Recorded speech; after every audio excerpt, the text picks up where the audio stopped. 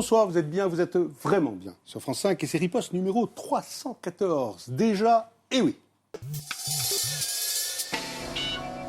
Bonsoir François Hollande. Bonsoir Serge Moati. Ça fait 10 ans, vous vous rendez compte que vous êtes à la tête du PS. Oui, j'imagine que vous vous rendez compte, vous. Mais 10 ans, un record, quoi, je crois, absolu. 10 ans et quelques très belles victoires. 10 ans et 2 présidentielles quand même perdues, comme certaines illusions et je crois beaucoup de fraternité un peu fracassée, un peu disparue. Bon, qu'est le PS devenu en ces temps de sarkozysme dévorant, Nous en parlerons tous les deux, d'abord, en tête-à-tête, puis pour débattre des 2 sujets brûlants de la semaine, les banlieues et le pouvoir d'achat, sans oublier la sortie digne d'un Harry Potter ou d'un iPhone, enfin c'est à ce point, du livre de votre ancienne compagne, Ségolène Royal. Nous rejoindrons Marie-Georges Buffet, secrétaire nationale du Parti communiste, députée de Seine-Saint-Denis et adjointe au maire du Blanc-Ménil. Nous rejoindrons aussi Jean-François Copé, président du groupe UMP à l'Assemblée nationale et député maire de Meaux, en banlieue parisienne, l'essayiste économique atypique et libéral Guy Sormand et Yacine Jaziri, entrepreneur dans le BTP à Nanterre, en banlieue parisienne. Alors, tout d'abord, François Hollande, une question d'actualité brûlante. Moi, j'ai vu, comme tout le monde à peu près, enfin, comme 19 millions de Français, quoi, dans une sorte de RTF réunifié, TF1 et France 2 ensemble. Enfin, le président Sarkozy, jeudi soir, c'était vraiment votre fête, vous les socialistes. Vous avez tout faux. Porteur de la pensée convenue, la baisse du pouvoir d'achat, au fond, c'est de votre faute, en tout cas celle des 35 heures. Et d'ailleurs, maintenant, tout ce que vous proposez, c'est irréaliste selon Nicolas Sarkozy. Donc vous avez tout faux, une réaction. Je vais vous donner une information, peut-être vous pourrez la communiquer à Nicolas Sarkozy. Depuis 2002, l'UMP et Nicolas Sarkozy ont tous les pouvoirs dans la République française. Ils contrôlent la présidence de la République, c'était Chirac, c'est maintenant Sarkozy, tout le gouvernement, la majorité à l'Assemblée nationale, la majorité au Sénat. Et ils viendraient nous dire, là, après 5 ans et 7 mois d'exercice de la responsabilité principale, c'est pas de notre faute. Voyez-vous, c'est pas de notre faute s'il n'y a pas de croissance. Avant, il y en avait quand les socialistes étaient au pouvoir, mais c'était sans doute la conjoncture mondiale qui permettait cet événement. Maintenant, il n'y en a plus. Il y avait du pouvoir d'achat avant, maintenant, il n'y en a plus. Il n'y a d'ailleurs plus rien dans les caisses. Il l'a dit lui-même. Je n'ai plus rien à distribuer. Le Père Noël est passé. Mais c'était lui, hélas, le Père Noël. Il est passé au mois de juillet. C'était une curieuse saison pour venir. Et il a distribué ses cadeaux fiscaux. Et il ne traite pas tous ses enfants pareils, le Père Noël, c'est ça? Il ne traite pas tous ses enfants pareils? Disons qu'il a une très belle hotte pour un certain nombre de catégories plutôt les plus favorisées. Et puis, il n'y a plus rien pour les autres. Parce qu'il n'a qu'une hotte, comme tout Père Noël, même si c'est un Père Noël qui est passé au mois de juillet. Mais même sur les violences, là, il ne peut pas s'exonérer, il ne peut pas dire c'était la faute des socialistes avant. C'est pas les 35 heures. C'est pas les 35 heures, sauf dans la police, peut-être. Il peut même aller jusque-là. Mais c'est de dire quel était le ministre de l'Intérieur avant que Sarkozy ne devienne président de la République. Mais quel est donc ce ministre de l'Intérieur qui, pendant 5 ans, a laissé les violences se multiplier, 50 000 voitures brûlées chaque année, des violences plus de 6 000 à l'égard des forces de l'ordre, tout ça pendant les 5 dernières années. Mais qui était donc ce ministre de l'Intérieur? C'était Nicolas Sarkozy. Rien à voir sans doute avec l'actuel président de la République. On va en parler avec nos invités, évidemment, tout à l'heure. Mais qu'avez-vous, vous, François Hollande, fini par comprendre du sarkozysme au bout de 7 mois de pouvoir? Est-ce que vous y êtes fait? Est-ce que vous avez compris la stratégie qu'il fallait adopter, vous? D'abord, la sienne, avant de voir comment nous pouvons la contrebattre. La sienne, c'est d'occuper tout l'espace. On l'a vu, le mini-président, l'hyper-président. Oui, mais y compris l'espace médiatique. Vous rappeliez l'ORTF, vous n'aviez pas tort. Compris dans le rôle extrêmement vindicatif des journalistes à son endroit. Oui. Et puis de venir à chaque journal de 20 heures en trouvant chaque événement. Et de ne pas en plus supporter de droit de réponse, puisque le temps du président de la République à la télévision est décompté de toute imputation pour la majorité. Bien. Deuxièmement, il y a une stratégie de compassion. C'est normal qu'un président de la République soit du côté des victimes, reçoive les victimes. Mais il parle au nom des victimes. Victimes du chômage, victimes des violences. Un pêcheur, otage au Tchad. Mais d'accord. Ce qu'on demande à un président de la République, c'est là qu'il peut y avoir une instrumentalisation de l'émotion. C'est ne pas simplement être le porte-parole des victimes, c'est de régler les problèmes qui sont posés. Il y a une troisième impression que j'ai eue dans l'émission, c'est qu'il ne parle que de lui. Vous l'entendez, il vous parle de lui, de ce qu'il fait, de ce qu'il annonce, de ce qu'il pense, du regard qu'il se porte sur lui-même. Le narcissisme présidentiel est poussé jusqu'à son paroxysme. Car il voudrait que la société soit finalement à son image, ou lui à l'image de la société. Une société d'individus où ce serait finalement l'exaltation de la réussite, la sienne. Mais il est très bon. Je ne sais pas s'il est très bon. On juge dans la forme. Mais faites plaisir spectateur. Non, François Hollande, spectateur. Je ne peux pas dire ça. Non, vous ne pouvez pas dire que ça. je vois du professionnalisme, que je vois de la technique, que je vois de l'habileté, à l'évidence. Mais être un bon président de la République, comme vous dites, un très bon président de la République, c'est de régler les problèmes. Il a eu une phrase qui était assez extraordinaire, Carnouvel. Moi, il faut me juger sur le travail que je passe, hein, le dévouement que je suis partout, je me dépense, etc. Mais tant mieux, c'est bien le moins quand on a demandé le suffrage universel. Mais ce qu'on demande à un président de la République, c'est pas de nous dire combien de temps il a travaillé, c'est important, pour nous dire ce qu'il doit nous dire. Je vous demandais quel est le résultat qu'il a obtenu. Mais je vous demandais si vous aviez adopté votre stratégie, parce qu'on a l'impression parfois d'un tir à fête foraine. Vous savez, quand on tire sur les comme ça, on a l'impression que c'était une cible constamment mouvante pour vous, Nicolas Sarkozy. Donc, c'est-à-dire, hop, trop tard, il est passé, il est parti. Ce qu'il faut, c'est pas essayer de tirer sur la personne. Merci, c'est une image. Oui, mais c'est une image qui peut avoir son sens. Ce qu'il faut, c'est tirer sur l'objectif. C'est ça, bien visé. Et donc, qu'est-ce qu'il a dit dans la campagne présidentielle, Nicolas Sarkozy ? Il vous a fallu 7 mois pour... Non, qu'est-ce qu'il a dit ?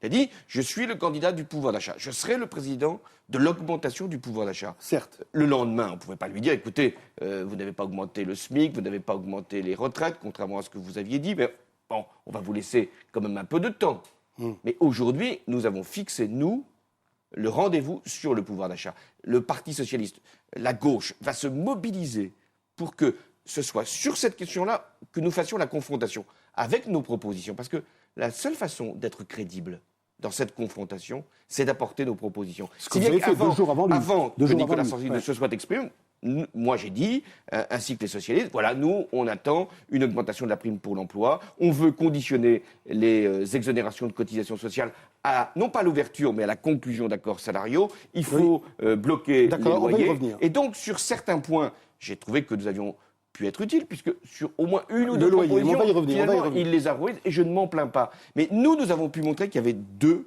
politiques possibles pour que les Français... Mais vous avez mis du temps, en tout cas, parce que si j'en crois Opinionway pour le Figaro de samedi, hein, les Français considèrent que Olivier Besancenot est le principal opposant à 19%. Enfin, c'est un sondage, vous allez me dire, bon, c'est un sondage suivi par Bernard Thibault. Vous arrivez en 3e position à 9%. Qu'est-ce qui s'est passé? Ce temps que vous avez mis à cibler les régimes spéciaux, apathie, silence, on n'a pas bien entendu. Mais si, d'abord, on n'a pas bien entendu le Parti socialiste. D'abord, la méthode qui consiste à aller chercher un institut de sondage complice. Et je le dis nettement, avec un journal... Opinionway est un institut de sondage complice. Oui, qui sert de support à ce type d'enquête. Je considère que ça fait partie... J'espère bien. D'accord. Car je veux que sur ces méthodes-là, on en termine. Donc, mais je veux répondre. Quand il y a un mouvement de grève, un fait social, un mouvement social, normal que le syndicalisme, je parle de Bernard Thibault, soit en premier rang. François Chérec aussi. Je parle d'Olivier Besancenot. Et quant à Besancenot, qu'on me permette quand même de dire que si je m'exprimais aujourd'hui comme Besancenot pour dire finalement on veut augmenter les salaires de 30%, revenir à une durée de retraite, enfin une durée de cotisation de 37 ans et demi, mais on dirait mais qu'est-ce que c'est que le Parti socialiste ? Le rôle du Parti socialiste, c'est la question qu'on se pose en ce moment. Qu'est-ce que c'est le Parti socialiste ? Mais c'est pas simplement. Et c'est nécessaire d'avancer de la contestation, de la protestation, de soutenir, quand il nous paraît juste, des revendications, des mouvements. Le rôle du Parti socialiste, c'est de faire des propositions et d'être toujours confronté à la question, pertinente d'ailleurs. Qu'est-ce que vous feriez, vous, si vous étiez en responsabilité ? Cette question-là, vous ne la posez pas au syndicalisme, ils ne sont pas dans cette démarche-là, vous ne la posez pas à Olivier Besancenot, puisqu'il lui-même se met de côté. Vous nous la posez à nous, et c'est légitime. Et moi, j'accepte que le Parti socialiste soit doublement interpellé. Il est interpellé dans les mouvements, on dit, alors où il est, le Parti socialiste, c'est normal. Il faut qu'il soit là, mais en même temps, il faut aussi qu'il soit interpellé sur sa crédibilité. Moi, je ne veux pas mentir aux Français au prétexte que nous sommes dans l'opposition en disant, il n'y a pas de problème de retraite, ne vous inquiétez pas, il n'y a pas de problème de dette, ne vous inquiétez pas, il n'y a pas de problème de violence. Non, je veux dire que ces questions-là, elles existent, il faut les régler. Sur les régimes spéciaux, il faut faire une forme d'harmonisation, mais il faut le faire avec la question de la pénibilité et la négociation comme instrument. Oui, vous savez bien l'histoire, quoi. C'est qu'à force d'être raisonnable et responsable, etc., le Parti socialiste ressemble, en gros... Non, vous car voyez bien ce que je je veux pense dire. qu'on est toujours, ce que je veux toujours dire. dans le dilemme que je connais bien. Alors, soit vous êtes dans la radicalité, mon pauvre Parti socialiste, mon pauvre monsieur le Premier secrétaire, je parle comme vous. Ah oui. Vous vous rendez compte, vous êtes dans la radicalité. Mais comment pouvez-vous être un parti moderne? Vous êtes dans la responsabilité, et il faut l'être quand même. Trop responsable. Trop responsable. Mais donc, il faut être soi-même. Ce que je demande aux socialistes, ce que je demande à la gauche, c'est d'être elle-même. C'est-à-dire que l'on fasse ce que l'on a promis de faire, que l'on tienne nos engagements, que l'on soit ce que nous pourrions être si nous étions au pouvoir. Lionel Jospin, dans son livre L'Impasse, que nous avons reçu ici même, pas le livre, l'auteur, vous aviez plus négocié habilement le maintien de votre position que vous n'avez véritablement imposé votre autorité politique. Et surtout, il vous reproche de n'avoir pas fait réfléchir le parti en profondeur. On fait jamais assez réfléchir les uns et les autres. Moi, j'ai voulu que le Parti socialiste, au lendemain de la défaite de 2002, celle de Lionel Jospin est la nôtre. Oui. Bon, j'ai voulu que le Parti socialiste se mette au travail. Il s'est mis au travail. Mais il n'a pas voulu non plus, et je ne l'ai pas voulu, faire la dénonciation de tout ce que nous avions fait. Mais devoir d'inventaire. Oui. Parce que je considère qu'il faut de la cohérence, il faut de la continuité. Vous parliez de fraternité. C'est important. Quand on a gouverné un pays pendant 5 ans, on est amené à dire là, on aurait pu mieux faire, mais aussi à assumer. On a l'impression, vu de l'extérieur, que vous vous détestez tous, presque. Mais enfin, j'ai pas dit que vous détestez. Moi, je suis amené par fonction et par tempérament à aimer tous les socialistes. Est-ce que je demande aux socialistes? Écoutez, franchement... Vous aimez tous les socialistes, vous? Mais oui, je ne fais pas de distinction. Ça serait trop lourd. Le rôle un peu faux. Le rôle, quand même, aujourd'hui, quand on est un socialiste qui est dans cette situation où on est dans l'opposition avec un sarkozysme qui, à la fois, démonte, déstructure un certain nombre d'acquis sociaux, met les Français en grande difficulté. Mais mon Dieu, ce qu'on demande à des socialistes, c'est d'être dans le double devoir de cohérence sur le plan de la pensée, je viens de le dire, de ne pas céder à toutes les pressions, et de cohésion. Moi, j'en ai assez, pour tout vous dire, que d'entendre toujours une voix socialiste qui contredit une précédente. Non. C'est fini. Vous dites non, mais je le dis parce que maintenant, chaque fois qu'il y en a un qui s'exprimera comme ça, eh bien, il faut qu'il comprenne qu'il ne rend pas service, non pas à son parti, mais aux Français. Ce qu'il faut, c'est se diriger vers les Français, et pas vers nous-mêmes. Il serait temps. Eh bien, il serait temps, parce que quand Manuel Valls passe à la tribune mercredi, il parle à la tribune de l'Assemblée, la moitié du groupe socialiste s'en va. C'est incroyable, enfin. On va passer, mais enfin. Oui, comment vous allez faire? Vous êtes dans une situation où vous allez partir bientôt vous-même. Comment vous allez faire? Le parti peut se scinder, vous croyez, entre une gauche? Mais cessons de faire des fantasmes. Le Parti socialiste, c'est un grand vous partez, parti. Vous, c'est sûr. Vous partez, c'est sûr. Oui, mais il y a encore le temps. Il y a encore le temps, je l'ai dit, dans 1 an. Donc on a le temps de travailler. En 1 an, ça se clive encore plus. Mais ça ne se clivera pas. Et vous le savez très bien, parce que nous sommes unis sur l'essentiel. Faut pas attacher à vos postes et à vos mandats et à vos... Pour l'instant, des mandats et des postes, nous n'en avons pas au gouvernement. Nous sommes dans l'opposition. Enfin, c'est certain. Donc, ce que nous avons à faire, c'est à être utile. Il y a des élections municipales et cantonales qui arrivent. Oui.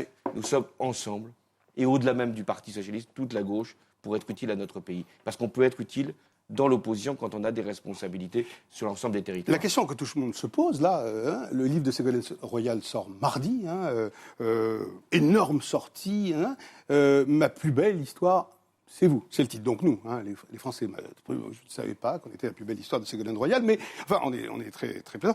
Vous aimez ce titre, tiens, à propos, ma plus belle histoire, c'est vous? C'est sans doute pour l'année Barbara, c'est pas une mauvaise chanson. Oui, d'accord. Mais c'est pas moi qui choisis les titres, là, vous voulez poser la question. Vous l'avez lu? Non, je ne l'ai pas lu. Pourquoi? Vous l'avez pas envoyé? Parce qu'elle ne l'a pas encore envoyé, parce qu'elle va le faire sortir. Elle ne l'a pas envoyé. Mais c'est normal. Il y a des gens qui l'ont eu, alors beaucoup. Par exemple, on y apprend, tiens, je ne veux pas vous l'apprendre quand même, qu'elle a proposé à François Bayrou le poste de Premier ministre. Étiez-vous au courant? Ça s'était dit quand même dans la campagne. Vous l'aviez jamais entendu? Non, si, ça s'était dit. L'histoire. Mais ça nous permet peut-être de bien fixer les choses. Nous devons, dans une campagne électorale, faire plus de 50%.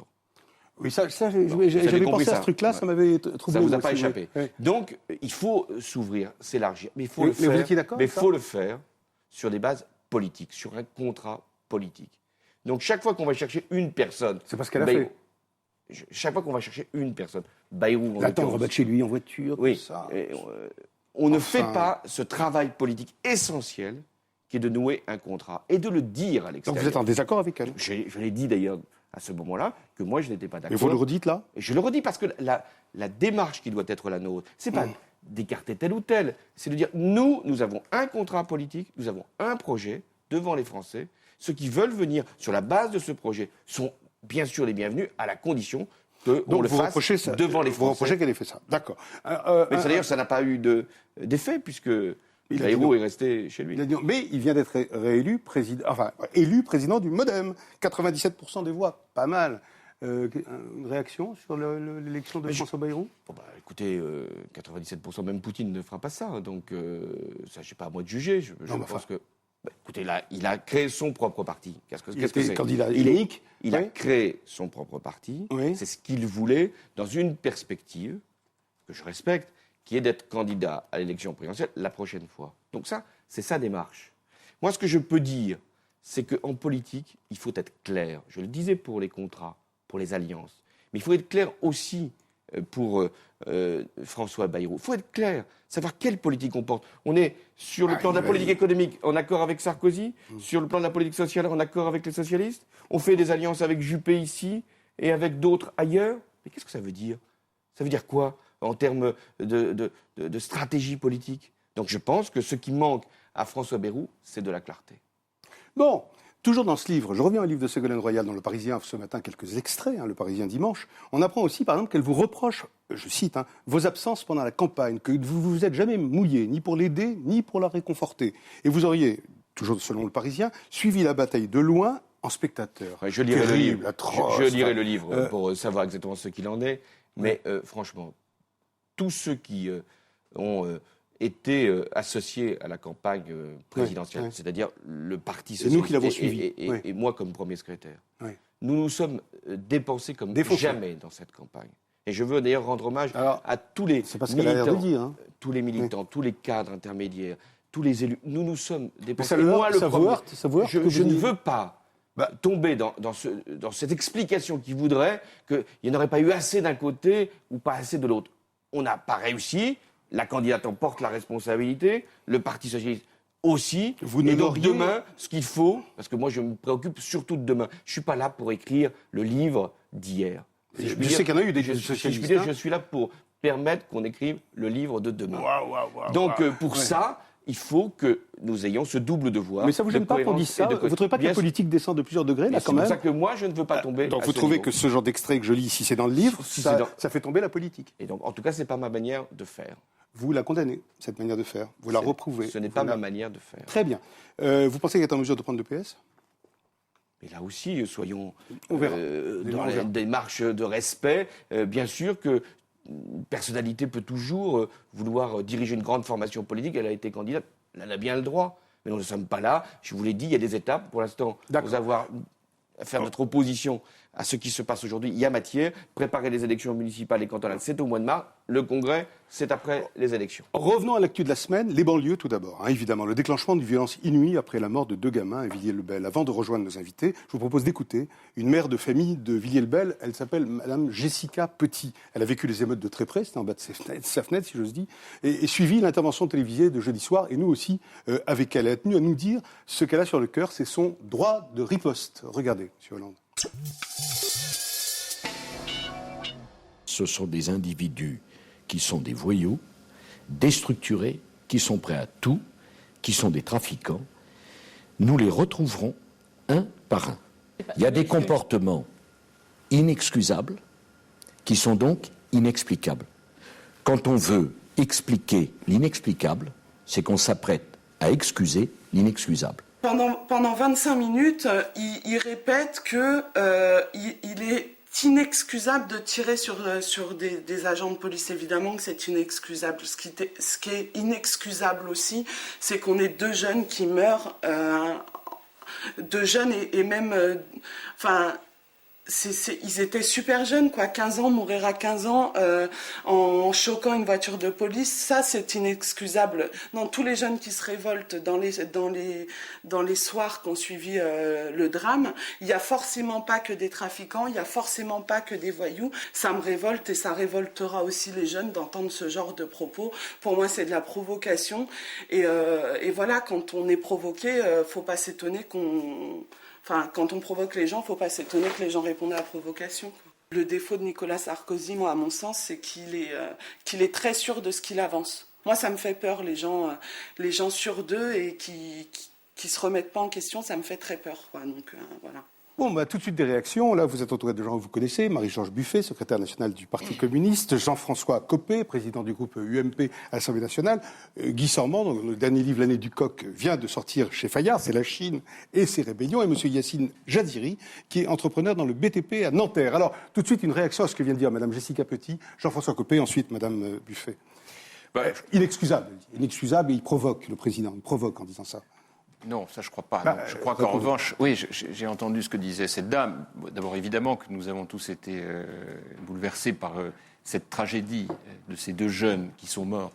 Ils étaient sur des mini-motos dont on peut penser qu'elles n'étaient pas homologuées, puisque nous, les députés, on travaille beaucoup aussi sur ces questions-là, parce que ça nous revient dans un certain nombre de quartiers difficiles de voir ces mini-motos dangereuses utilisées par un certain nombre de jeunes. Ce drame est épouvantable.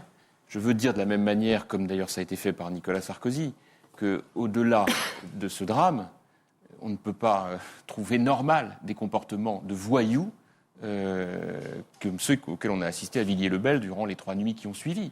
Des types qui tirent à balles réelles contre des policiers, des violences absolument inouïes. Moi, je suis élu à Meaux, d'une ville où on a des quartiers difficiles. Je peux témoigner que jamais je ne laisserai dire qu'on peut faire comme ça l'amalgame entre une situation sociale difficile, le fait qu'on peut être au chômage, dans l'exclusion, et en même temps, par ailleurs, des comportements comme ceux-là, qui sont des comportements qui méritent, il l'a dit, et je crois qu'il faut l'assumer, rien d'autre que la cour d'assises. Dites-moi, Madame Buffet, merci, mais le président de la République a dit, ça n'a rien à voir avec une crise sociale, hein, c'est de la voyoucratie, hein, comme il a dit. Rien à voir avec une crise sociale ? Inexcusable, oui, de tirer sur un policier, mais inexcusable aussi de laisser ces populations et ces quartiers vivre comme ils vivent. Parfois, quand je rentre dans certaines cités, je me rappelle ce vers du poète « Est-ce ainsi que les hommes vivent ?» Est-ce que nous-mêmes, nous serions capables de vivre dans ces cités Donc j'ai envie de dire, il y a trop de précarité, il y a trop de discrimination.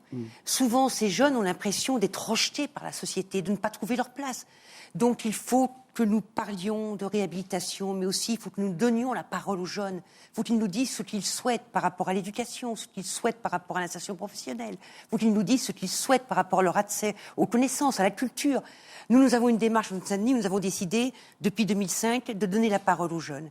Et nous avons sorti un document où ils nous disent ce dont ils ont besoin. À partir de là, je crois qu'on peut travailler et mettre en œuvre des mesures qui fassent qu'il n'y ait plus ces violences, mais qu'on ait vraiment des solutions par rapport aux difficultés qu'ils connaissent. Vous savez, M. Copé, quand vous sortez d'une cité et que systématiquement vous êtes contrôlé, alors que vous essayez tout simplement d'aller soit dans votre lycée, soit d'aller à votre travail, parce que dans ces cités, il y a beaucoup de jeunes qui, tout simplement, sont des lycéens, sont des étudiants, sont des jeunes qui travaillent et qui veulent simplement qu'on les respecte. Qui glandouillent pas. Ils ne glandouillent pas, non, ils travaillent, ils font des études et ils demandent simplement qu'on les reconnaisse et qu'on les respecte. Faisons ce geste, faisons en sorte que nous reconnaissions ces jeunes et je pense que beaucoup de choses peuvent changer. Je suis désolé, Madame Buffet, mais moi, je ne peux pas adhérer à ce discours. Je suis désolé, je veux insister là-dessus. J'en ai sans doute parce que, étant moi-même élu et ayant vu ce que l'on pouvait faire pour transformer des quartiers... Pour vous, ça a changé depuis 2005, le coup de savoir commencer... Non, attendez, c'est pas depuis 2005.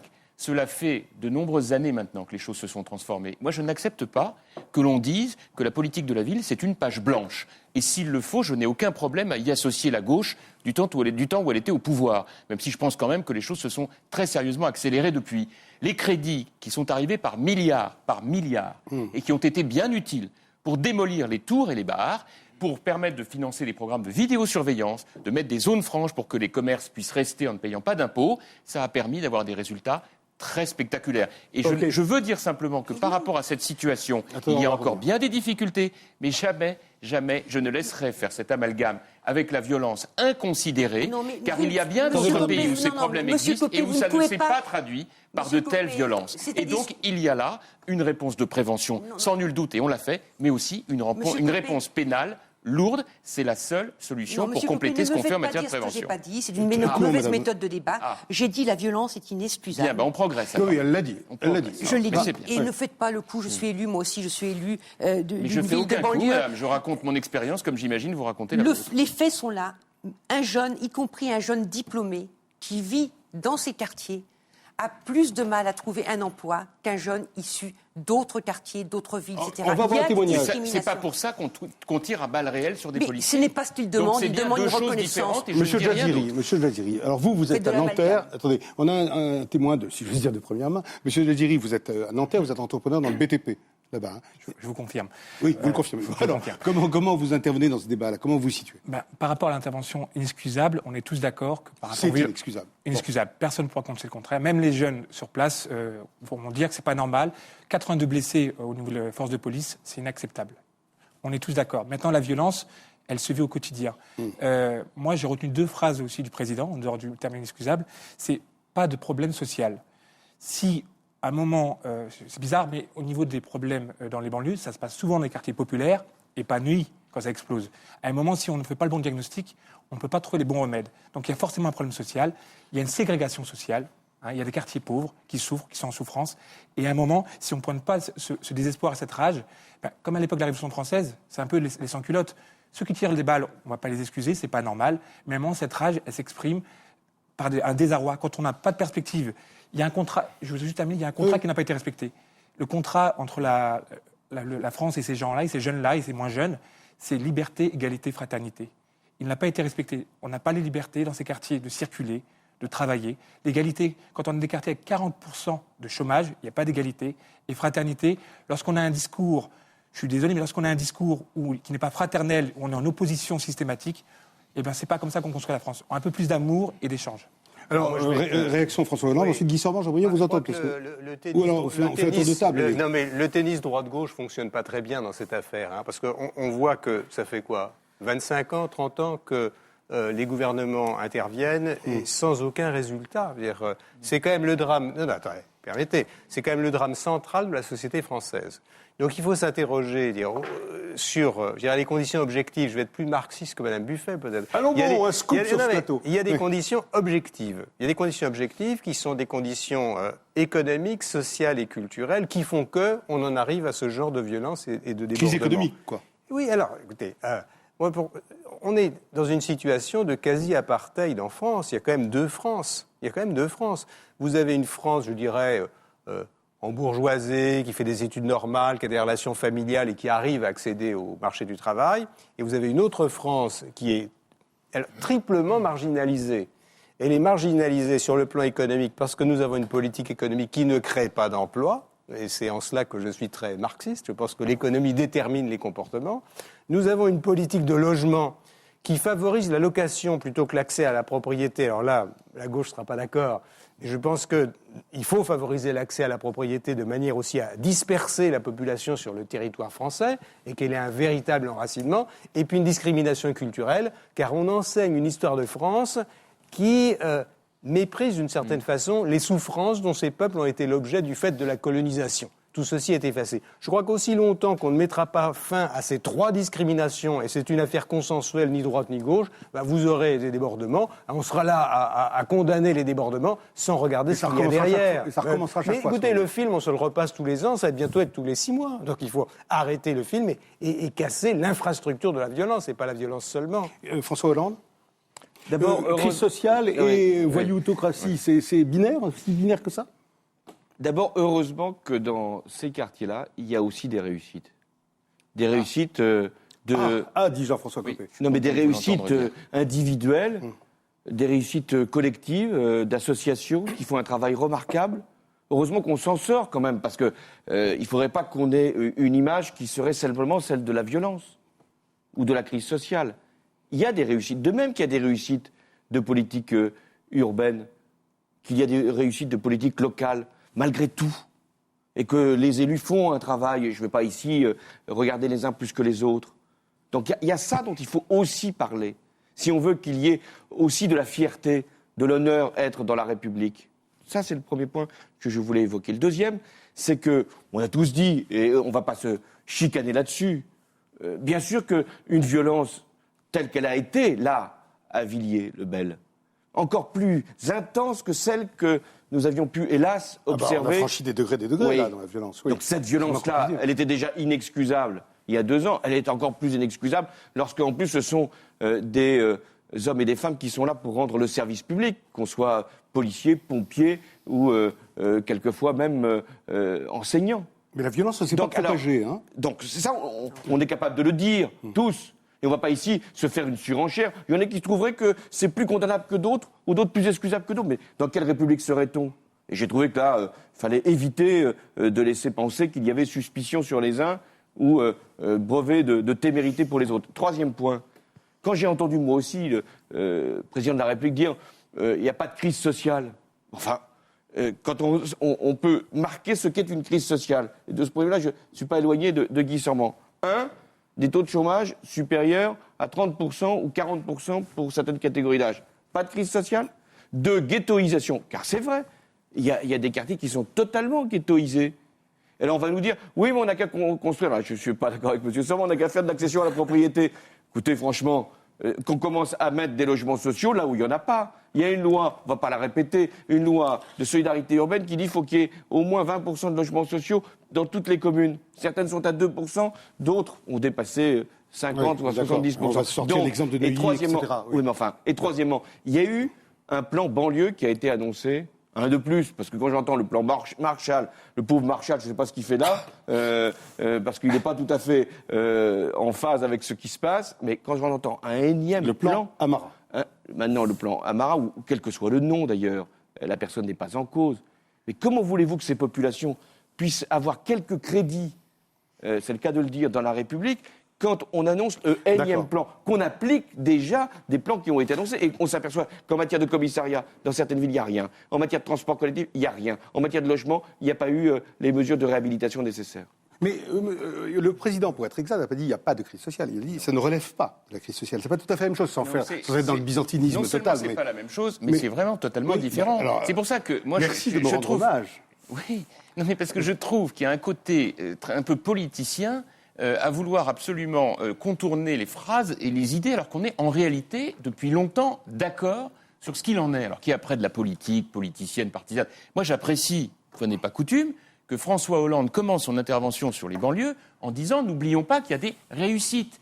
Parce que je le dis bien volontiers comme lui, il aura sans doute des occasions d'être en désaccord, mais là, je ne le suis pas.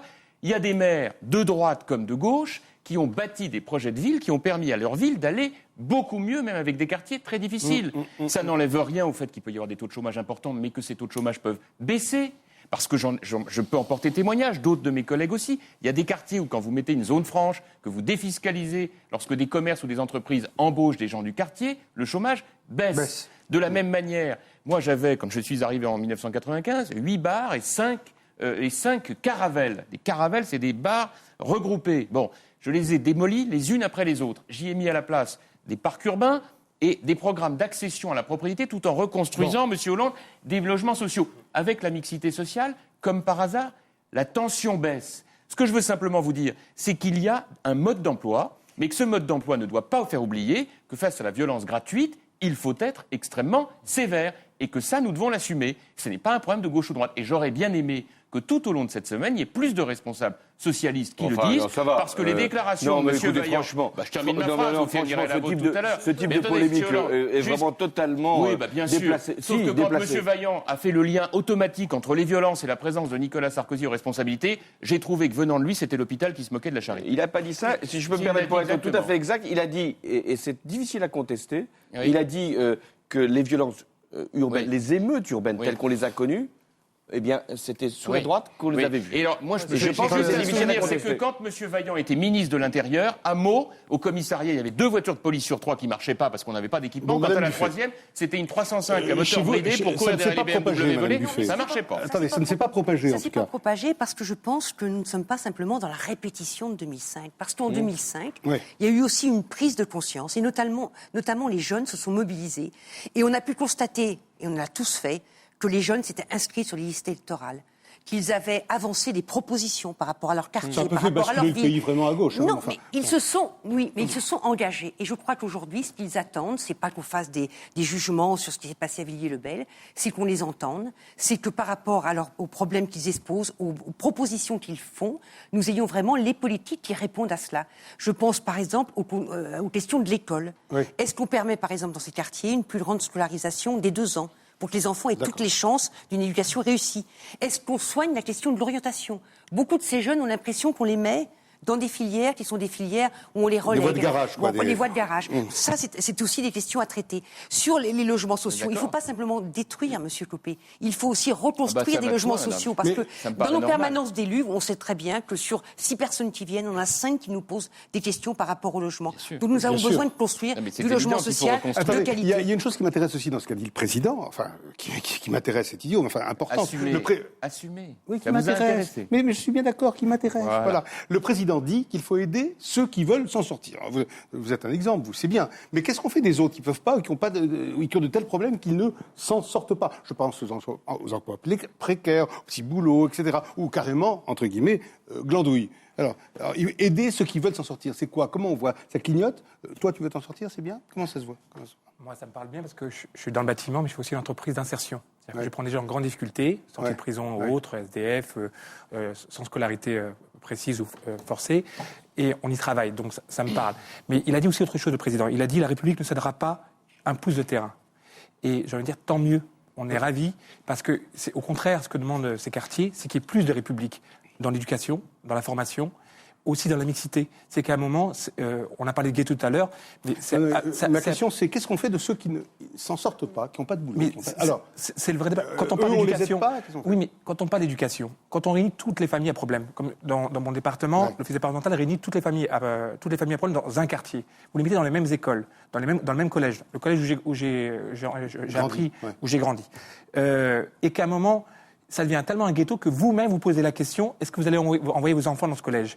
C'est aberrant, c'est qu'à un moment, si on ne trouve pas des solutions, on ne met pas des professeurs chevronnés, des fonctionnaires même de police chevronnés sur ces quartiers, et qu'on ne réfléchit pas aux moyens qu'on met en place. J'ai un autre exemple très concret. J'ai la fac de Nanterre, 32 000 étudiants, 2 000 professeurs et chercheurs, et il n'y a pas de lien direct entre les quartiers autour et la fac. À un moment, s'il n'y a pas une volonté politique forte pour permettre la transversalité entre ces quartiers et cette université, ça ne va pas. Dernier point, il a parlé, Monsieur le Président a parlé de 5 milliards pour les 3% vendus d'EDF pour les universités. Moi, je propose que dans ces 5 milliards, on prenne un petit peu de cet argent et qu'on travaille et on donne les moyens à ce que l'université soit présente dans ces quartiers. Parce que c'est là où il y a l'avenir. Monsieur Chamond dit non. Non, je dis non parce que merci, monsieur. Moi, c'est l'idée même de quartier que je conteste. Dire, il ne faut pas apporter de l'argent, de l'emploi et des universités dans les quartiers. Il conviendrait qu'il n'y ait plus de quartiers. Comment on fait ça? Mais comment on fait ça? Encore une fois, là, je rejoins Copé par l'accession à la propriété. Jean-François. Pardon. Il faut, encore une fois, il faut complètement casser le système d'apartheid. C'est-à-dire qu'aussi longtemps qu'on gardera le principe, si vous voulez, de regrouper les gens pauvres ayant peu de moyens, etc. Non, mais c'est-à-dire que... je crois que toute la politique de la ville... 500 € du mètre carré, comment vous accédez à la propriété? Attendez. Toute la politique de la ville consiste à apporter, alors ça a commencé avec Bernard Tapie, on apporte des ballons de foot, après on apporte des maisons de jeunes, etc. Il faut arrêter, si vous voulez, d'apporter dans les quartiers. Azouz Begag, qui fut sociologue, Azouz Begag a très bien expliqué que pour s'en sortir, il faut quitter le quartier. C'est bien la preuve qu'il ne faut pas apporter dans le quartier, il faut détruire la notion même de quartier, sortir de ce système d'apartheid. Mais bien entendu. Ah oui, bien entendu. D'accord. Et qu'est-ce qu'on fait des gens? Qu'est-ce qu'on fait des gens? Il convient d'avoir une politique économique qui crée de l'emploi, c'est-à-dire le contraire de ce qui se fait en France. On ne peut pas distinguer On va en parler tout à l'heure. On ne peut pas va en parler tout de distinguer suite. la réflexion sur le pouvoir d'achat De et la celle sur le réflexion logement, sociale. etc., et la question sociale. Les pauvres sont coincés dans leur pauvreté, dans leur quartier, parce que nous avons une économie qui ne produit pas d'emploi. Oui. Ils sont les premières victimes, parce qu'ils sont les plus faibles et les moins éduqués, de la stagnation française. Donc aussi longtemps qu'il n'y aura pas un dynamisme économique français, vous aurez des quartiers. L'apartheid ne se casse pas en saupoudrant des crédits ça et là. On en revient au ballon de foot de Bernard Tapie. Ça fait 30 ans qu'on fait ça, 30 ans. Il y a une Et ça ne sert à rien. La preuve. il y a une formule. On parle du pouvoir d'achat. Oui, juste une seconde, qui me permettra de faire transition. Qui dit qu'est-ce qu'il faudrait faire pour la France pour qu'elle retrouve à la fois sa croissance, sa compétitivité, c'est d'exporter ses économistes. Et je pense que vous en avez donné une très bonne illustration. Il faut vous exporter. Parce que quand même, arriver à laisser penser qu'on va régler les problèmes qu'on vient d'évoquer, qui sont d'une extrême difficulté, simplement par des mesures de politique économique, il faut de la croissance, il faut de l'emploi. Mais quand même, dire comme ça, écoutez, moi j'ai une bonne idée, il suffirait de supprimer tous les quartiers, il n'y aurait plus de pauvres, c'est formidable, il suffirait que les pauvres finalement disparaissent et on aurait réglé le problème de la richesse. Eh bien non, ça ne marche pas comme ça. Je pense que vous avez quand même dérapé, parce que votre proposition de me raccompagner à la frontière c'est une formule qui est de utilisée. m'exporter, je trouve ça absolument pas drôle. Vraiment, et j'ajoute d'ailleurs que malheureusement, les économistes français s'exportent trop. Il y a une fuite des cerveaux dans ce pays qui est effrayante. Votre proposition de supprimer les quartiers... Je vous donne une information. Vous allez dans les universités... On va revenir sur le pouvoir d'achat, si vous voulez bien. Après cette petite polémique. Non, moi, ça ne me plaît pas du tout. Mais non, il y a des choses que écoutez, il y a des choses que je n'accepte pas. Mais en tout cas, je trouve que votre proposition, qui consistait à dire... Est-ce qu'il faut me raccompagner à la frontière ou pas ? Je ne vais pas vous raccompagner à la frontière, vous êtes très bien ici. Restez là. Mais essayez d'éviter de prononcer quand même des formules comme celle-là, de dire il suffirait pour régler les problèmes des quartiers qu'il n'y ait plus de quartiers. Ça, je dois dire que c'est quand même un truisme tout à fait évident. Je ne veux pas faire l'arbitre entre François Hollande et Guy Sormand. Ne le faites pas, s'il vous plaît. Guy Sormand n'a pas du tout dit ça. Bon, oui, il n'a pas dit ça, et ne rajoutez pas de l'huile sur le... Il rappelait que c'était bien de restructurer les quartiers, et tous les gens qui sont maires le savent. Bon, attendez, madame, le pouvoir d'achat, alors... Oui, pardon, il ne faut pas opposer les moyens nécessaires aux communes, pas aux quartiers, aux communes, pour faire en sorte qu'il y ait les établissements publics qui rayonnent sur toute la ville. Établissements sportifs, centres sociaux, centres culturels. Et ça demande certainement de revisiter la fiscalité locale et d'avoir une meilleure redistribution entre villes riches et villes pauvres. Et puis d'avoir des logements sociaux dans les villes riches si tu permets, François, la mixité, ça demande d'appliquer partout la loi des 20% de logements sociaux Pouvoir dans chacune d'achat, des villes. Madame Buffet. Oui. Et ça demande, j'y arrive, et ça demande en effet, au-delà de ces mesures visant à lutter contre toutes les formes de discrimination, chez moi on dit qu'il ne faut pas habiter le long de la ligne B. Pour trouver un emploi. Ça va jusque-là. Bon.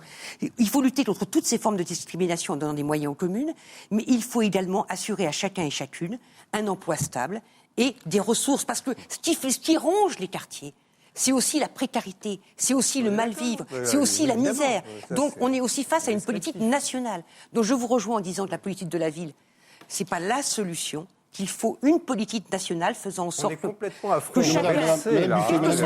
Madame Buffet, je cite Monsieur Copé, je cite volontiers, Monsieur Copé qui a dit, après l'intervention du président, qu'au fond, ce qu'il disait, ses propositions répondent exactement aux préoccupations des Français. Monsieur Copé, JF Copé, sur le pouvoir d'achat, je parle. Alors, est-ce que ça répondait exactement aux préoccupations des Français selon vous ? Je sens que vous allez me dire non. Alors, mais c'est intuitif, c'est comme ça. À ce moment-là, vous me faites de la peine. J'ai envie de dire que lorsque j'ai écouté le discours du président de la République sur le pouvoir d'achat, j'ai envie de dire que c'est complètement aléatoire. En fin de compte, aléatoire. Il nous renvoie vers la négociation, c'est-à-dire un rapport de force sociale pour obtenir de meilleurs salaires dans les entreprises. Il nous dit vous allez solutionner votre problème avec les heures supplémentaires, avec le travail du dimanche. À ce temps-là, j'ai pensé aux salariés de Conforama qui sont en lutte en ce moment. Ce sont des salariés qui travaillent déjà un dimanche sur deux et qui font des payes à 1158 €, 1200 €. On va leur demander de travailler tous les dimanches pour obtenir une paye correcte. On va leur demander en semaine de faire des heures supplémentaires. C'est pas sérieux. Comment on peut parler pouvoir d'achat sans parler clairement de l'augmentation des salaires ? Alors on peut dire au patron qu'il faut négocier, mais comme l'État est lui-même patron, Pourquoi le président de la République n'a pas parlé des Pas salaires des commencer par l'État fonctionnaires? patron. Ben oui, le salaire des fonctionnaires. Si on veut encourager le patronat à négocier, et il faut le faire sur les salaires, il faut donner l'exemple. Et puis, il faut en a lutter parlé pour contre les- la précarité. Il en a parlé pour les RTT. Il faut lutter contre hein. la précarité parce qu'il y a beaucoup de gens aujourd'hui qui sont en dessous du SMIC parce qu'ils ne font pas les 35 heures. On nous dit qu'il faut travailler plus. Mais il y a des tas de femmes qui sont au temps partiel imposé qui aimeraient bien travailler plus. Mais aujourd'hui, la question, c'est qu'il n'y a pas assez de travail dans ce pays. C'est qu'il n'y a pas assez de redistribution vers les salaires au lieu d'aller toujours vers le capital. Mais alors, vous persistez? Il a répondu exactement aux préoccupations des Français? Le président de la oui, République? enfin, moi, je vais vous dire mon sentiment, c'est que Oui, allez. s'il en restait quelques-uns qui pouvaient éventuellement se demander si on était bien dans la rupture, ah oui, on y est vraiment Ben oui, mais c'est totalement. quoi cette rupture dont Mais vous c'est parlez très simple, c'est qu'on va en finir à enlever enfin ce boulet que des millions de Français traînent aux pieds avec les 35 heures. Qu'est-ce que vous voulez que je vous dise? y voilà. Mais bien sûr. L'ennemi est là. Mais c'est pas L'adversaire est mais là. attendez, c'est pas un ennemi, c'est un boulet. Pourquoi est-ce qu'on... Mais attendez, pourquoi François, est-ce... Je suis désolé, maintenant. monsieur Sormand. Non, mais je suis désolé de devoir faire rire avec ça. non, Serge mais Motti, c'est qui lui-même, non. j'en suis persuadé, fait beaucoup plus depuis qu'il est né. Bon, que Comment 35 heures. Oui, J'ai pas compris ce que vous dites. je dis, je suis persuadé que même vous, il y a bien longtemps que vous faites beaucoup plus que 35 heures. Oui, je suis content Oui. qu'on en parle. Oui, c'est Oui, vrai. et vous savez pourquoi je voulais vous en parler? C'est parce que je pense que depuis trop longtemps, on a pensé ça, qu'on ne savait pas comment en sortir, et que là, avec ce qu'a proposé Nicolas Sarkozy jeudi, on propose à chaque Français de choisir ce qu'il travailler entend plus. faire. Il n'est pas obligé. De se débrouiller Vous avec son avez bien vu entreprise. qu'on- De se débrouiller avec son Attendez, entreprise. mais ne dites pas se débrouiller avec bah, son entreprise. si. Mais attendez, Bah. se débrouiller avec son entreprise, ça a déjà une connotation. L'idée, c'est qu'on va essayer d'encourager, parce qu'après, c'est plus aux politiques de faire, un authentique dialogue au sein des entreprises pour que Ouais. ceux qui veulent faire plus que 35 heures, soit en rachetant des RTT pour gagner plus, soit par des heures Monétariser les supplémentaires, RTT, hein. oui, soit avec des heures supplémentaires, soit en obtenant une négociation pour pouvoir faire plus que 35 heures, puissent le faire. Et ceux qui veulent rien puissent rester à 35 heures. Mais attendez, enfin, on va assumer cette exigence absolue si on veut à la fois continuer de baisser le chômage et aller chercher la croissance. Ça vaut peut-être la peine d'y regarder à deux fois. Ça n'a pas si bien marché. Pourquoi vous ne voulez pas regarder aussi sur les moyens qu'ont les entreprises aujourd'hui, et notamment avec la flambée des profits pour certaines grandes entreprises, de tout simplement rétribuer le travail? Parce qu'on part toujours du travail, mais peut-être faut peut-être Mais justement, retribuer. parce que si on attendez, surtaxe les entreprises, elles vont partir, tout Un simplement. point objectif. Ça fait 20 ans que attendez. vous donnez le Avant- même discours. quelle Monsieur part Sormand, là-dessus, Ah oui, ça monétarisation va des être- RTT, non, ça va etc. être très court. Non, Volontiers. derrière tout Enfin, ce débat, volontiers. derrière ce débat très technique, si vous voulez, il faut bien voir que la stagnation française est due, objectivement, et quand on fait des comparaisons internationales, au fait que nous travaillons moins que les peuples étrangers. Nous travaillons je suis désolé, hein, c'est encore l'économiste qui parle, mais j'ai un permis de séjour apparemment. Vous êtes inquiet, hein? Je suis très inquiet.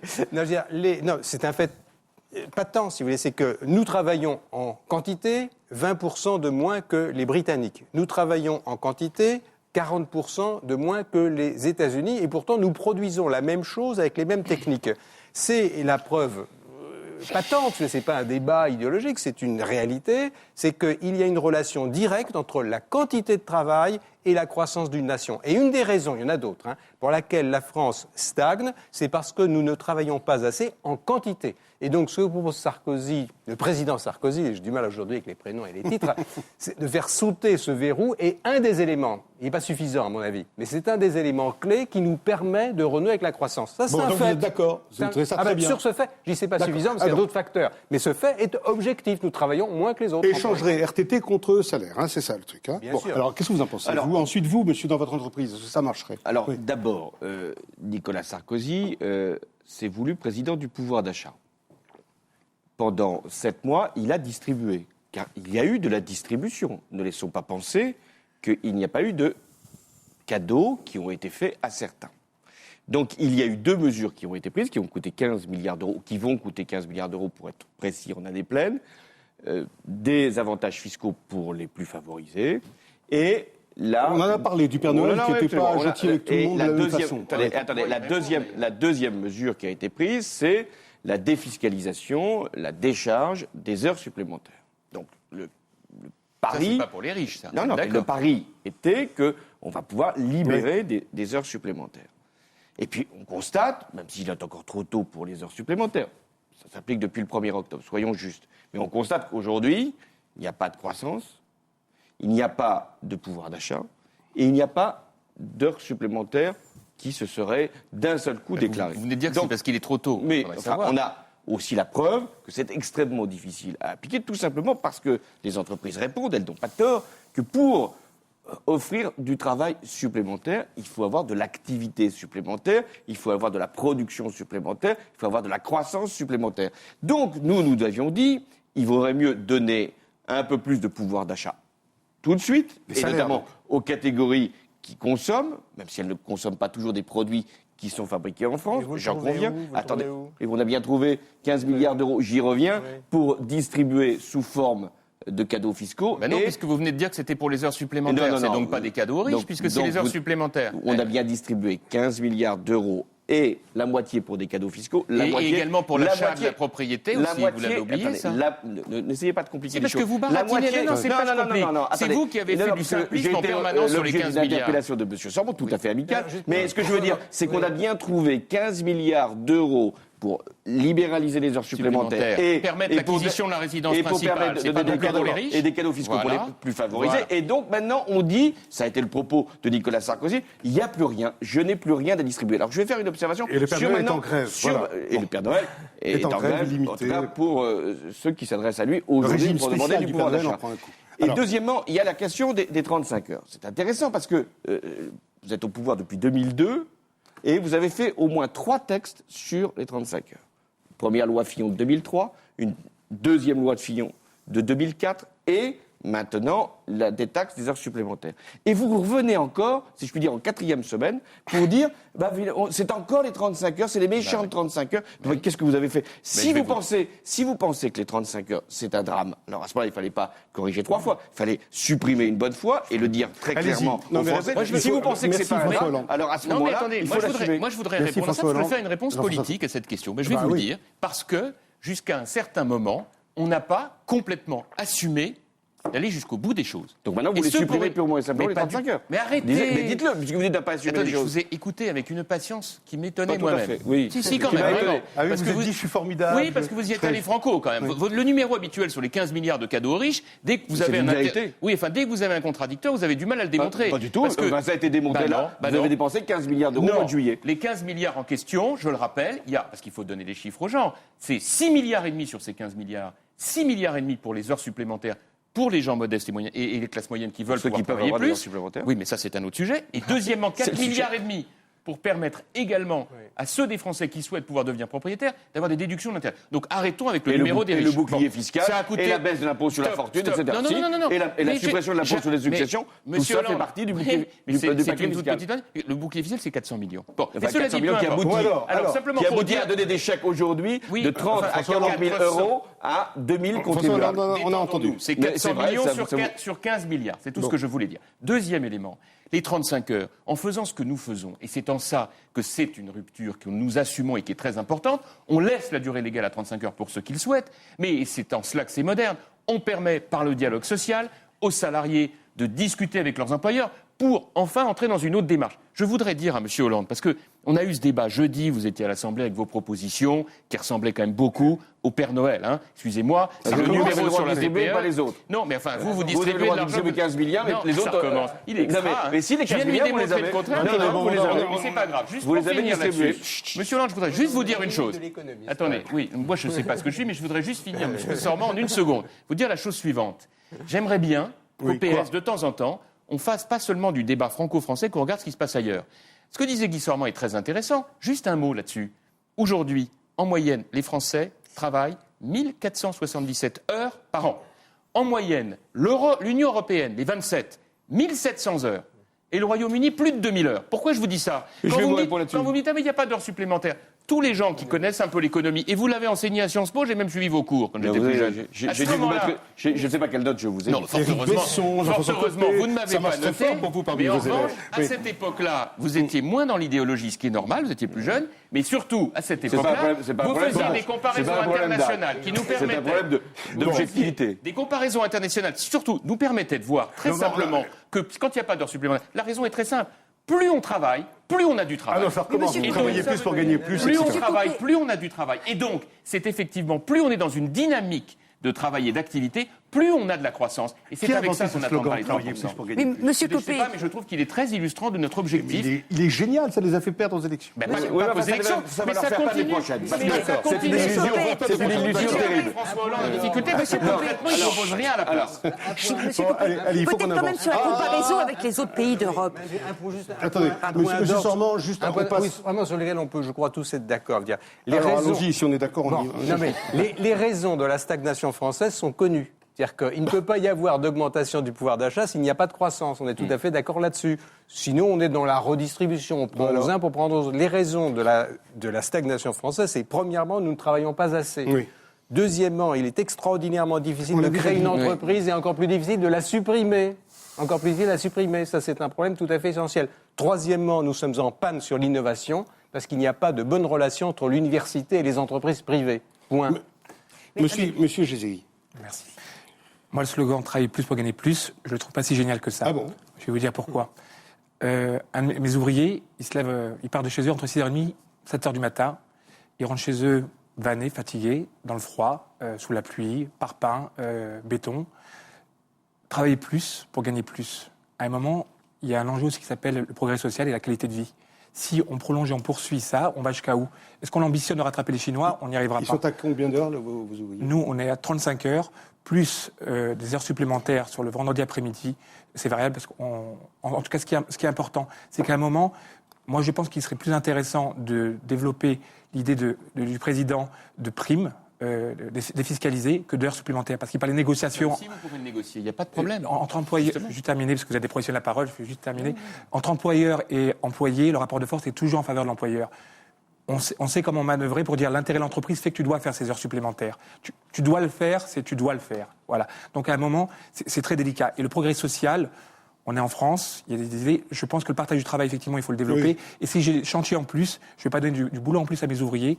Je voudrais embaucher en plus pour pouvoir développer. Et on parlait tout à l'heure des banlieues, on y revient, mais embaucher et former des jeunes et des moins jeunes. À mon métier, c'est le bâtiment, plus largement. D'accord. Voilà. Merci de ce témoignage. Mais alors, je voudrais vous poser une question, Madame Buffet. Quand le président dit pas d'allègement de charges pour les entreprises, sans négociation salariale dans les mêmes entreprises, c'est un bon moyen, j'imagine, d'inciter les patrons à augmenter les salaires ? Nous proposons de moduler l'assiette de cotisation des entreprises, notamment concernant la cotisation à la protection sociale, selon le comportement de l'entreprise. Si une entreprise vise l'emploi qualifié, les salaires, les bonnes conditions de travail, un effort sur la recherche, il faut en effet lui donner du bonus. Si une entreprise ne pense que action, financiarisation, il faut donner du bonus. Vous êtes plutôt d'accord avec Nicolas Sarkozy là-dessus ? Non, parce que lui, il veut simplement faire encore plus d'exonération. C'est pas ce que je propose. Moi, je propose que chaque entreprise cotise, comme les salariés, parce que tout le monde doit participer à la solidarité nationale. 2 remarques quand même. Par rapport, en effet, à ce que vous dites, monsieur, il y a des limites, en effet, au travail. Des hommes et des femmes qui aujourd'hui ont des petits salaires, qui font des efforts considérables, qui ont souvent des travaux pénibles, ne peuvent pas travailler plus. Il faut donc en effet utiliser ce mot, monsieur, que vous avez semblé complètement bannir, le mot redistribution. Mais enfin, dans une entreprise, les salariés, laissez-moi finir, je ne vous ai pas coupé, monsieur Sorin, je ne vous ai pas coupé. Les salariés participent à la richesse, à la production des richesses, ils participent à la valeur ajoutée. Or, depuis 10 ans, on s'aperçoit que la valeur ajoutée va plus au capital qu'elle ne va au travail. Il faut corriger cela. Et 3e remarque, monsieur Copé, vous êtes en train de nous faire des comparaisons entre les heures de travail des Français, des Anglais, etc. Mais c'est vous qui favorisez cela. Vous avez basé la construction européenne sur la mise en concurrence des salariés, sur la mise en concurrence des peuples. Si nous avions travaillé à une Europe qui, justement, cherchait une harmonisation par le haut, au niveau du progrès social, on n'en serait pas dans cette mise en concurrence. Les Anglais, ils veulent pas que ça baisse, c'est le résultat de votre politique et de votre conception de l'Europe. Les Anglais, ils sont en 3% de croissance, ils ne sont pas en jeu de ça baisse. On parle du logement. Le logement. Je pense que, et ça c'est un point qui peut nous rassembler, essayons d'en trouver, voulez-vous racheter la croissance est la condition de la distribution de pouvoir d'achat. Ah bon, on est d'accord. On est d'accord. J'attendais ça. Alléluia. Oui. Donc, alors, comment mettons de la croissance ? C'est ça la question. Puisqu'on est tous d'accord là-dessus. Il y a 3 facteurs pour mettre de la croissance. 1, l'innovation, l'investissement, la recherche. On peut être tous d'accord, faut-il encore le faire ? Le second facteur, c'est de mettre de la redistribution, parce que c'est aussi... Il faut ajouter la qualification des salariés. Oui, je suis d'accord. Mais la redistribution, c'est ce qui va permettre de soutenir à un moment la croissance. Et puis, il y a un 3e facteur qui est le désendettement. Et aujourd'hui, hélas, nous avons une économie très endettée avec des taux d'intérêt très élevés.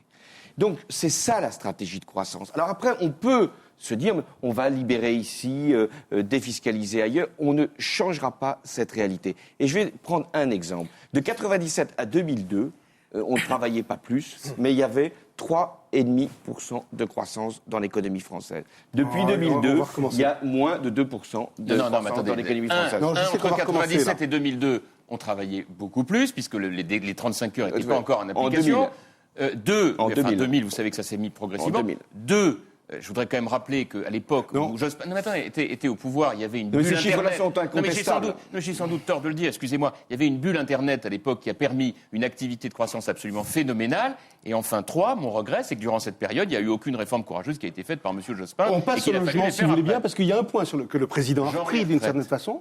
C'est le point que vous avez proposé, vous, sur le logement. Et ici, il y a dans la salle, là, Manuel Demergue. Manuel Demergue est le animateur de l'association Jeudi Noir. Vous vous définissez comme un collectif de galériens du logement. Vous faites comme des happenings, vous allez dans des maisons comme ça, vous les squattez d'une certaine façon. Enfin, on les squatte parfois provisoirement, quand c'est pour démontrer parfois un peu plus longuement. Les appartements Comment vous avez sont trop ressenti petits. ce qu'a dit le président sur le logement, justement? Alors on l'a ressorti comme une première victoire, c'est-à-dire qu'enfin, on a tranché un tout petit peu en faveur des locataires face à leurs propriétaires. C'est-à-dire qu'il n'y a pas de raison que les loyers augmentent 2-3 fois plus vite que l'inflation depuis 10 ans. Parce qu'on parle de pouvoir d'achat. Le problème de pouvoir d'achat... Rappelons que le président a dit qu'il fallait indexer les prix de la location des loyers sur l'inflation. Alors que jusqu'ici, le loyer augmentait 2-3 fois plus vite que l'inflation.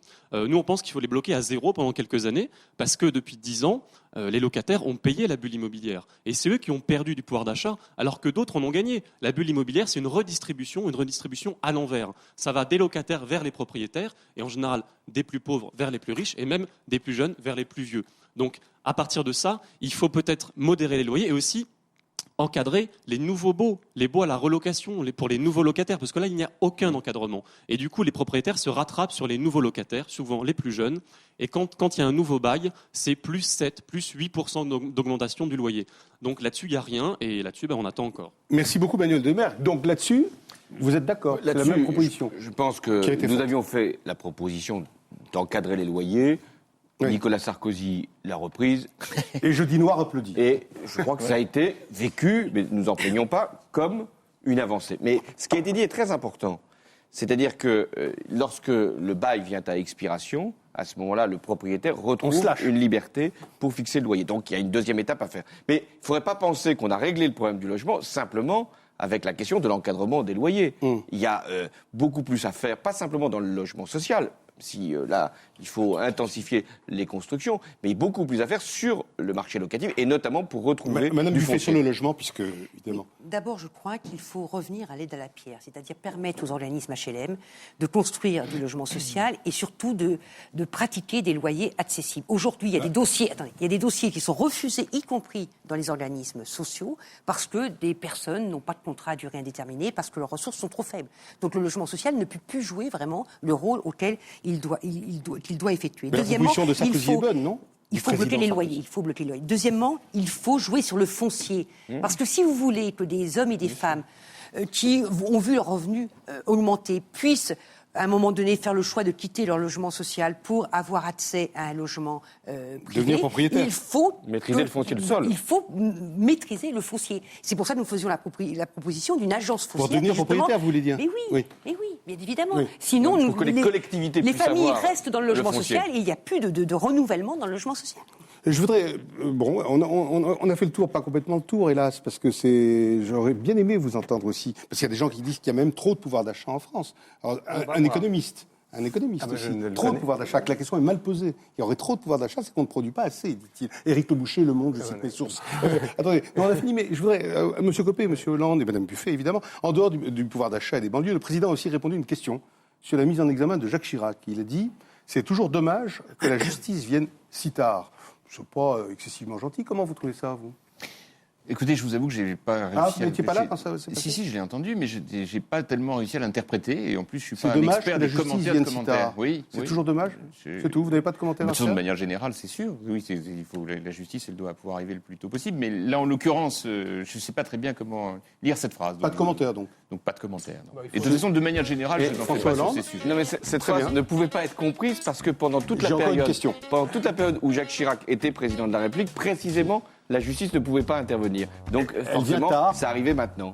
D'accord, trop tard, si tard, dommage. Ça ne pouvait pas se faire autrement. D'accord. Mais enfin, c'est pas d'une affection débordante cette réflexion. Du fait de D'accord. l'immunité Alors, présidentielle. pour l'affection, voyez Monsieur Copé. D'accord. Alors, juste une autre question. Demain, le président va en Algérie et le ministre des anciens combattants là-bas a tenu des propos franchement antisémites. L'émission est assez regardée en Algérie, d'après ce que je sais. Comment vous trouvez ça? Vous ne trouvez pas qu'il aurait dû avoir des excuses un peu solennelles, non? D'abord, oui, choquant. Deux, le président Bouteflika s'est longuement expliqué là-dessus et a présenté toutes ses excuses, et c'est pour ça que ce voyage a lieu. Bon, pas de commentaires, pas de commentaires. Si, je pense que cette phrase était inexcusable, inacceptable et condamnable, choquant. et elle doit être condamnée, y compris sur place, par Nicolas Par le Sarkozy.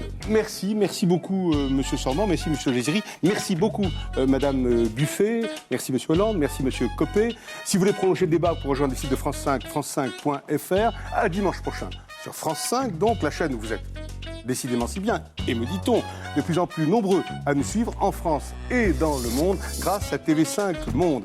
Et cet économiste connu qui s'appelle Guy Sormand, je le rappelle, vient de sortir L'année du coq, qui est la rébellion en Chine, les rebelles en Chine. Merci beaucoup, madame. Merci beaucoup, messieurs. Au revoir.